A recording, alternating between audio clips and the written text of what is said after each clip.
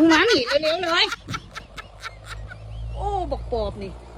มึงมายังคือขาแต่ยังล้อหน้าล้อหลังมันสิมาแล้วยังว่าแม่นหน้าเขาอ่ะ หน้าไผ่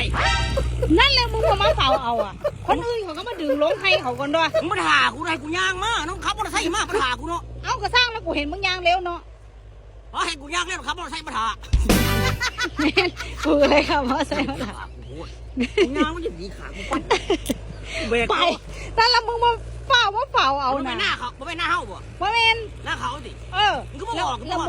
แล้วมึงสิได้ไถเขาง่ายบ่ บั บั ด ด ก้อนคือบอกเขาสามารถลงหน้าคอยแด้เนี่ย เขาลงไปแล้วเนาะกูห้องทัน หน้ามึงคนย่างกับคนขับรถมันก็ต่างกันตัวเนาะ สร้างแล้วกูก็มาล้อเนาะ เบรกจะเสร็จกับแห้งแล้ว ผู้ใดบอกมึงเบรกมาหาสิเตก เบรกว่ายันเมิร์ดสต็อกกูได้นอนเฝ้านะมันหน้ามันหลาย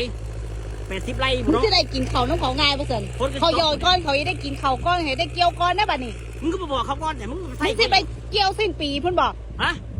โอ้มึงไม่ได้กินเขาดอกปีเนี่ยพอดีสิ้นปี ต้องบอกเขาก่อนมาดัก ก็ต้องบอกเขาก่อนแล้วนะ บอกเขาเลยบอก ไปบอกเลยบอก เล่แล้วไปบอกเขาว่าเฝ้า บอกได้ไหน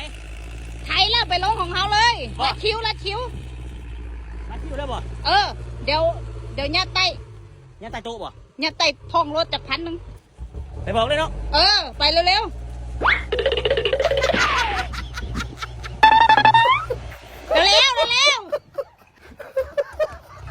บอก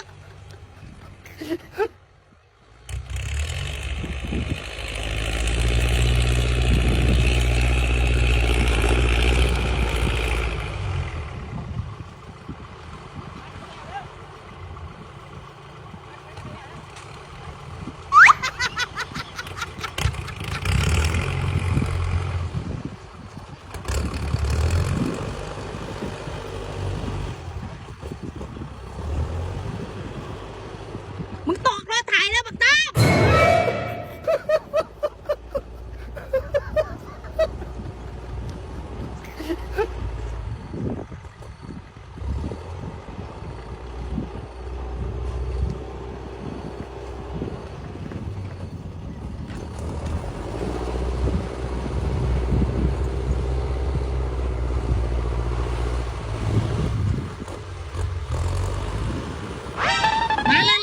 มาเร็วเขาว่างแดงนะ บอกแล้ว มึงเอาให้เขาละติมึงยัดละติ บอกเขาแล้ววันน่ะ มึงยัดเขาละติ มันขอ200อันวะตื้มอีก200 กูบอกว่ายัดไป1,000เลย 1,000 มัน บอก ออกไปเดี๋ยวเนี้ย เอาอีกบอก เดี๋ยวกูใจาย